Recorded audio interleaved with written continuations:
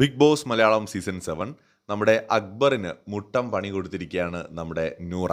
എന്താണെന്നല്ലേ, മുൻപൊരു ടാസ്കിൽ ജയിച്ച് നൂറയ്ക്ക് കിട്ടിയ പവേഴ്സ് ഉണ്ടല്ലോ, ഈ ആഴ്ച ആ പവറുകൾ നൂറയ്ക്ക് ഉപയോഗിക്കാം. ഒന്ന്, നൂറ നോമിനേഷനിൽ വരില്ല എന്നുള്ളതാണ്. ഈ ആഴ്ച ആർക്കും നൂറയെ നോമിനേറ്റ് ചെയ്യാനായിട്ട് പറ്റില്ല.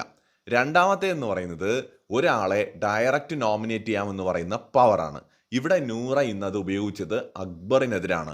അതായത് അക്ബറിനെയാണ് നോമിനേറ്റ് ചെയ്തത്. എന്നിട്ട് പറഞ്ഞ റീസൺ എന്ന് പറയുന്നത് ഈ വീട്ടിലെ യഥാർത്ഥ കുത്തിത്തിരിപ്പ് നടത്തുന്നയാള്, അല്ലെങ്കിൽ യഥാർത്ഥത്തിൽ ഇവിടെ പ്രശ്നങ്ങൾ ഉണ്ടാക്കുന്നയാള് അക്ബറാണ്. ബിന്നിയാണ് കുത്തിത്തിരിപ്പുകാരി എന്ന് പറഞ്ഞുകൊണ്ട് അക്ബർക്ക് ഒരു പാട്ടെല്ലാം പാടിയിട്ടുണ്ട്. പക്ഷേ യഥാർത്ഥത്തിലെ കുത്തിത്തിരിപ്പ് അക്ബറാണ് ഇവിടെ നടത്തുന്നത്.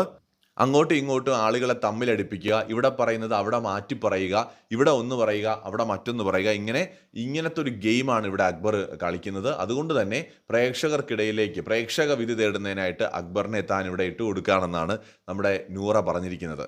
അക്ബർ ഇങ്ങനെ ഒരു പ്രത്യേക ഭാവത്തിൽ ഇതെല്ലാം കേട്ടുകൊണ്ടിരിക്കുന്നതും ലൈവിൽ കാണാം. കൂടുതൽ അപ്ഡേറ്റ്സുമായി വീണ്ടും വരാം.